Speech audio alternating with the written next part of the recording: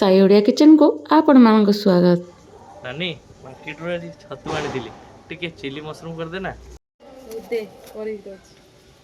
Mushroom ଗୁଡ଼ିକୁ ପାଣିରେ ତାକୁ ଭଲ ଭାବରେ ଧୋଇବା, ନହେଲେ କୁଟା କାଟି ତାର ଲାଗିଥିବ। ତାକୁ ଆମେ ଭଲ ଭାବରେ ଧୋଇଦେଲେ, ଦେଖନ୍ତୁ ଧୋଇ ସରିଗଲା ପରେ ମସରୁମ୍ ଗୁଡ଼ିକୁ ବଡ଼ ବଡ଼ ଖଣ୍ଡ କରି କାଟିବା। ବଡ଼ ବଡ଼ ଖଣ୍ଡ କରିକି ଆମେ ତାକୁ କାଟିଦେଲେ। କାଟି ସାରିଲା ପରେ ପିଆଜ ବଡ଼ ବଡ଼ ପିସ୍ କରି କାଟିଦେଲେ।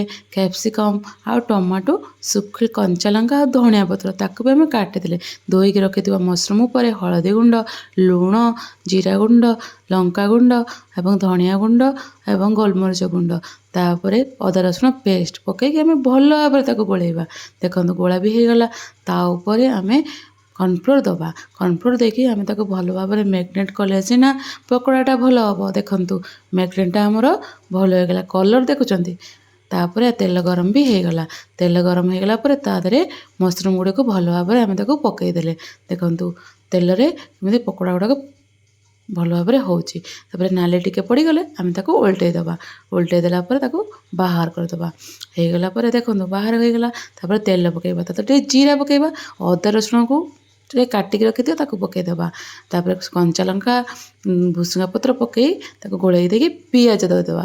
ପିଆଜ ଦେଖନ୍ତୁ ପିଆଜ ହେଇଗଲା ପରେ ତାପରେ କ୍ୟାପ୍ସିକମ୍ ବି ଦେଇଦେବା, ଟମାଟୋ ବି ଟିକେ ଦେଇଦେବା। ଦେଇକି ଆମେ ତାକୁ ଭଲ ଭାବରେ ଗୋଳେଇବା। ଟିକେ ହେଇଗଲା ପରେ ତା ଦେହରେ ଟିକେ ମସଲା ପକାଇବା, ଲଙ୍କା ଗୁଣ୍ଡ, ଜିରା ଗୁଣ୍ଡ, ଧଣିଆ ଗୁଣ୍ଡ ପାଉଡ଼ର ସବୁ ପକାଇକି ଆମେ ତାକୁ ଭଲ ଭାବରେ ଗୋଳେଇ ଦେଲେ।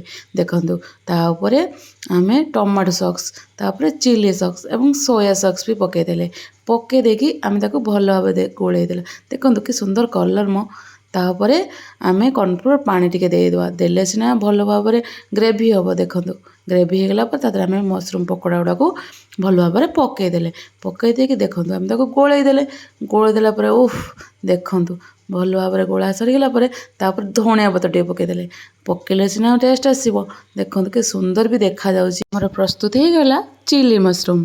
ଆମ ଭିଡ଼ିଓଟି ଭଲ ଲାଗିଥିଲେ ଲାଇକ୍, କମେଣ୍ଟ, ସେୟାର, ସବସ୍କ୍ରାଇବ୍ କରିବେ। ଜୟ ଜଗନ୍ନାଥ।